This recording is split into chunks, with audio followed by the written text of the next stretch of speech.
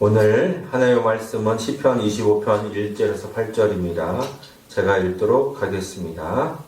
여호와여, 나의 영혼이 주를 우러러 보나이다. 나의 하나님이여, 내가 주께 의지하였사오니 나를 부끄럽지 않게 하시고 나의 원수들이 나를 이겨 개가를 부르지 못하게 하소서. 주를 바라는 자들은 수치를 당하지 아니하려니와 까닭없이 속이는 자들은 수치를 당하리이다.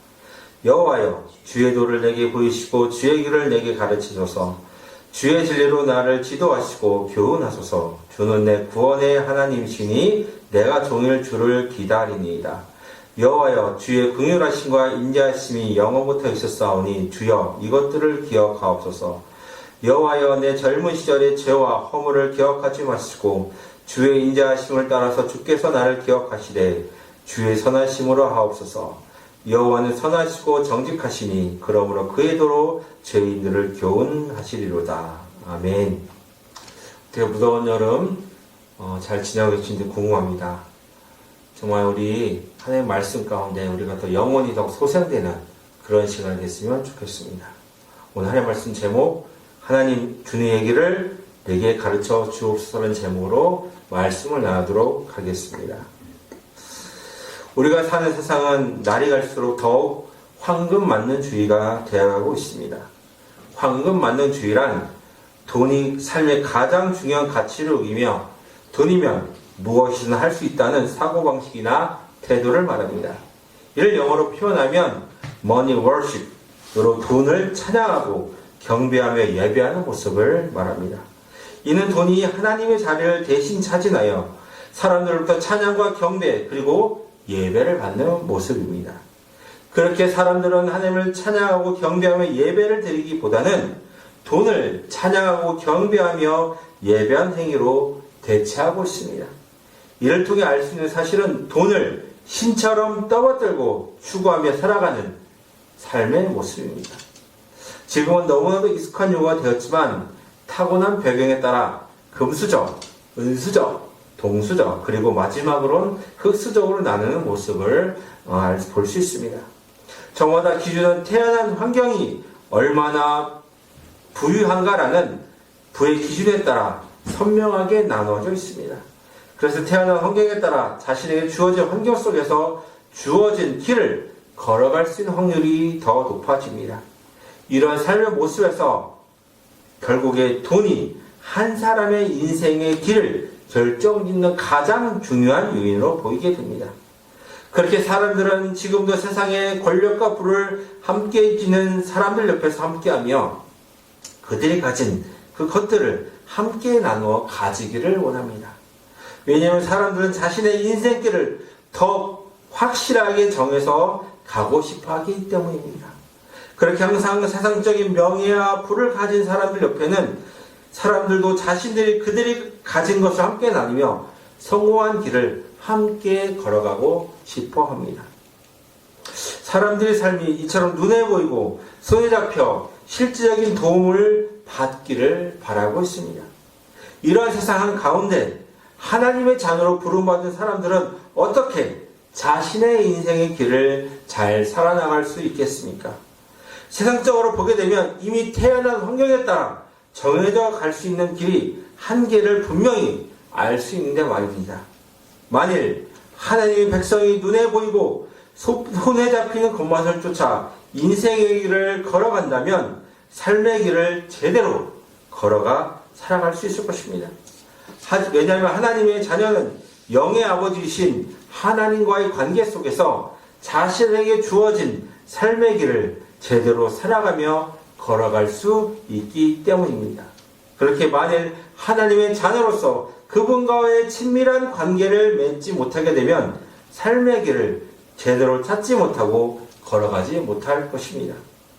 오늘 읽은 시편의 말씀은 다윗이 사울 왕에게 쫓김을 당하는 상황에 처해 세상적으로 모든 것을 다 잃은 상황에 쓰여진 시입니다. 그는 관직에서 잘렸습니다. 그리고 높았던 인기도 땅으로 떨어졌습니다. 심지어 집도 없이 아둘람 동굴에서 살게 되었습니다.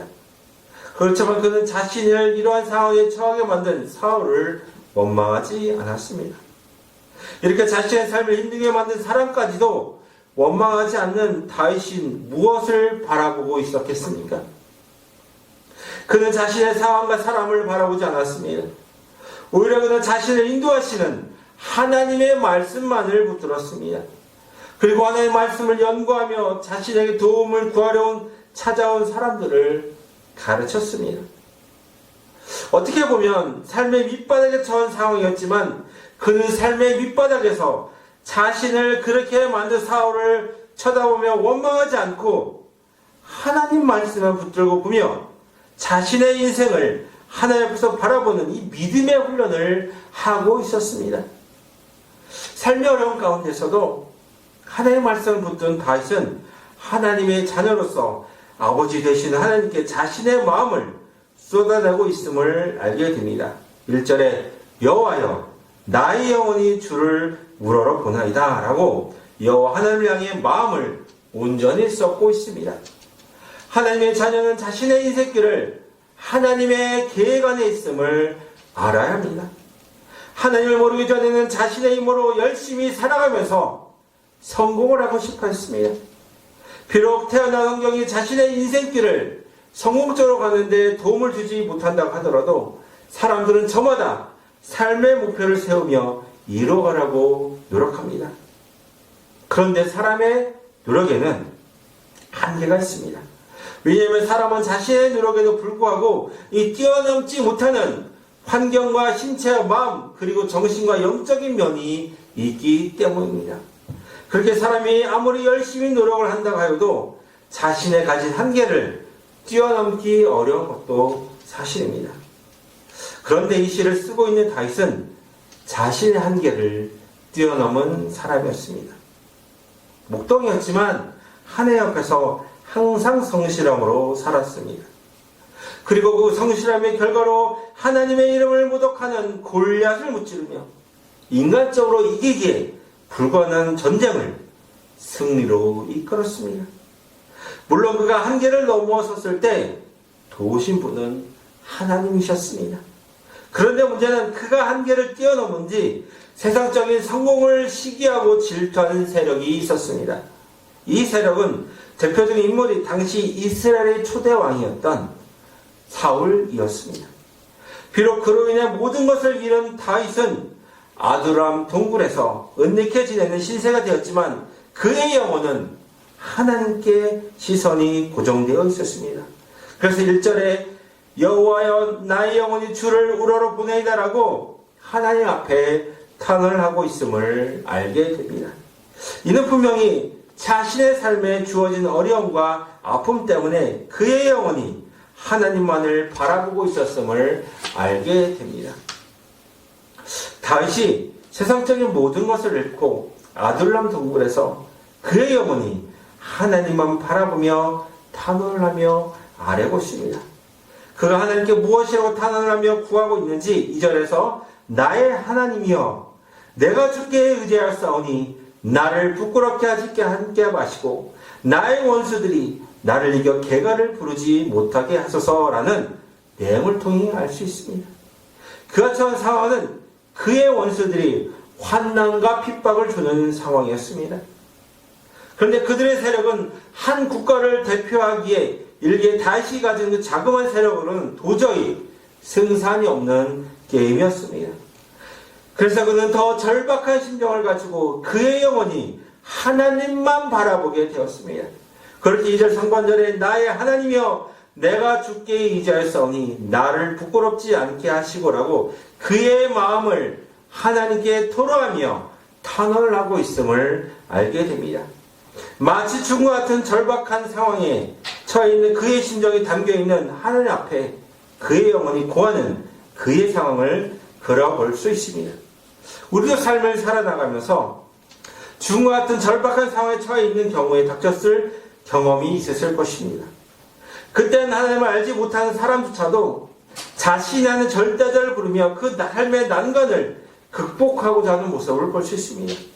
그렇지만 그들의 부르짖음은 허공에 대고하는 헛된 소리에 불과합니다. 왜냐하면 누가 진짜 신이며 자신을 구원해 줄 분인지 전혀 모르기 때문입니다.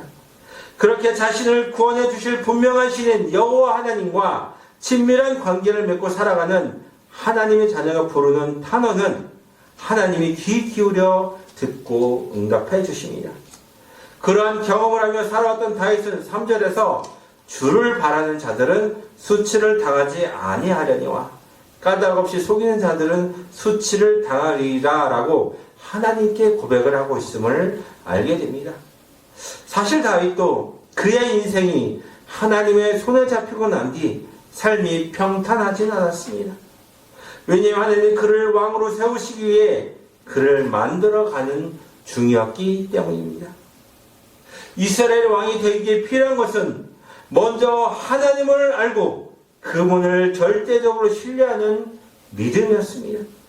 왜냐하면 이미 이스라엘 초대 왕인 사울이 하나님 보시기에 실패한 왕이었기 때문입니다. 그렇게 하나님은 다윗에게 필요한 절대 순종하는 믿음의 훈련을 지키고 계셨습니다. 그런데 믿음의 훈련은 삶이 평안하고 하늘이 잘 될 때는 되지 않습니다. 오히려 삶이 궁핍할 때 간절하게 하나님을 찾고 구하는 자가 됩니다. 저도 삶의 죽음과 같은 상황에 절망적인 상황에 처해 있을 때 하나님을 간절히 찾고 만나고자 절박하게 기도를 하였었습니다. 그 절박한 부르짖는 기도를 하나님이 들어주시고 마침내 응답을 해주셨습니다. 이러한 일 통해 도저히 헤어날 길이 없을 것 같은 어둠의 터널을 통과하며 하나님이 비추시는 빛 가운데 나아가게 되었습니다. 이렇게 자신의 힘으로 헤어나지 못하는 절박한 상황에 하나님의 자녀가 할 수 있는 일, 오로지 영원히 주를 바라보며 심정을 하나님께 토로하는 것입니다. 이때 더욱 거짓없이 진실하게 하나님께 기도할 수 있습니다. 하나님께 기도를 하며 구할 것이 무엇인지 4절에서 여호와여 주의 도를 내게 보이시고 주의 길을 내게 가르치소서라는 내용을 통해 알 수 있습니다. 먼저 하나님의 자녀가 주님의 뜻대로 사는 방법을 구하는 것입니다. 만일 자신의 뜻대로 살아가면서 하나님의 뜻을 구하며 살아간다고 말을 한다면 그것은 말도 되지 않는 일입니다. 왜냐하면 하나님으로부터 초점이 벗어난 삶을 사는 것이 자신의 뜻대로 사는 삶이기 때문입니다. 하나님의 뜻이 아닌 자신의 뜻대로 사는 삶을 추구하는 것은 결국에 이 땅에서 자신이 이루고 싶은 나라를 이루는 마음에서 시작된 동기이기에 하나님으로부터 완전히 초점이 빗나가 있는 상태입니다. 이러한 상태라면 제 아무리 하나님께 부르짖으며 기도를 해보아도 응답해 주시지 않을 것입니다. 그럴 것이 하나님의 뜻과 계획에서 완전히 벗어난 삶이 하나님께로 돌아올 때까지 하나님께서 기회를 주시며 바라보시기 때문입니다. 그렇게 하나님은 주의 도를 행하며 사는 하나님의 자녀에게만 그 길을 가르쳐 주십니다. 또한 주의 도를 보여달라고 구하며 주의 길을 가르쳐달라고 기도한 하나님의 자녀가 취할 태도가 있습니다. 그 태도가 무엇인지 5절에서 주의 진리로 나를 지도하시고 기원하소서 주는 내 구원의 하나님이시 내가 종일 주를 기다리니다 라고 말씀을 통해 가르쳐 주고 있습니다. 먼저는 하나님으로부터 배우고자 하는 겸손하며 간절하고 순종하려는 마음입니다. 하나님은 이러한 마음을 가진 사람에게 하나님은 직접 지도하시고 교훈하십니다. 한마디로 한 사람의 인생을 세밀하게 살피시며 인도하시는 모습입니다. 그런데 이렇게 되기 위해서 더 필요한 삶의 태도가 있습니다. 그 태도는 5절 하반절에 주는 내 구원의 하나님이시니 내가 종일 주를 기다리다라는 말씀을 통해 알 수 있습니다. 먼저는 전적인 구원의 하나님이심을 인정하는 태도입니다. 하나님 외에는 다른 구원의 길이 없다는 진심 어린 고백과 그에 따른 삶의 태도를 하나님 앞에 드려야 합니다. 또한 하나님의 응답하시며 일을 하시도록 그 때를 하나님의 때를 기다려야 합니다. 이렇게 마음과 몸이 하나님을 인정하고 그분의 때를 기다릴 때 하나님은 응답하실 것입니다. 그렇게 하나님을 알고자 하는 믿음의 길은 결코 쉽지 않습니다. 왜냐하면 하나님은 우리의 온 마음과 뜻과 정성을 다해 하나님의 응답을 받을 준비가 되었을 때 지도하시며 교훈하시며 비로소 인생의 길을 인도해 주시기 때문입니다. 그렇게 하나님 앞에서 거짓이 없는 순전한 마음을 드리는 일이 먼저 중요합니다. 또한 하나님의 자녀가 하나님의 성품이 어떠하신지 알아야 그 근거로 온전히 구할 수 있습니다. 하나님이 어떠한 성품인지 6절에서 여호와여 주의 긍휼하심과 인자하심이 영원부터 있었사오니 주여 이것들을 기억합소서라는 말씀을 통해 알 수 있습니다. 주의 긍휼하심과 인자하심입니다. 긍휼하다는 의미는 자비하심과 동정심이 있다는 의미입니다. 다시 말씀드리면 인간의 죄와 허물, 하나님을 거역한 죄와 허물에도 불구하고 하나님께서 사랑과 자비를 베푸시는 하나님의 모습을 의미합니다. 또한 인자하다는 뜻은 마음이 어질고 자애로운 상태를 말합니다. 다른 사람에게 너그럽고 따스하며 친절하고 이해심 많은 태도를 가리킵니다. 이러한 하나님의 두 가지 성품인 긍휼하심과 인자하심이 하나님의 존재하신 영원부터 있었습니다. 그렇게 하나님 피조물인 유한한 인간이 하나님 앞에 살 수 있는 근거는 하나님의 긍휼하심과 인자하심이 있을 때 가능합니다. 그렇다면 왜 어떻게 다윗은 하나님의 성품에 있다고 구하는 것이 어렵겠습니까? 그에 대한 이유가 무엇인지 6절 하반절에 주여 이것을 기억합소서 말씀을 시작해 7절에 여호와여 내 젊은 시절의 죄와 허물을 기억하지 마시고 주의 인자하심을 따라 주께서 나를 기억하시되 주의 선하심으로 하옵소서라는 말씀을 통해 알 수 있습니다. 하나님의 긍휼하심과 인자하신 성품을 따라 다윗은 자신의 젊은 시절의 죄와 허물을 기억하지 말아 달라고 하나님께 기도하며 탄원하고 있습니다. 회전하는 그림자조차 없으신 거룩하신 하나님께 하나님을 떠난 사람은 절대로 설 수 없습니다. 그런데 하나님은 자신의 형상을 따라 창조한 이 사람을 다시 하나님의 소유된 백성으로 찾기를 원하십니다. 그래서 하나님께 나아갈 수 있는 길을 가르쳐 주셨습니다.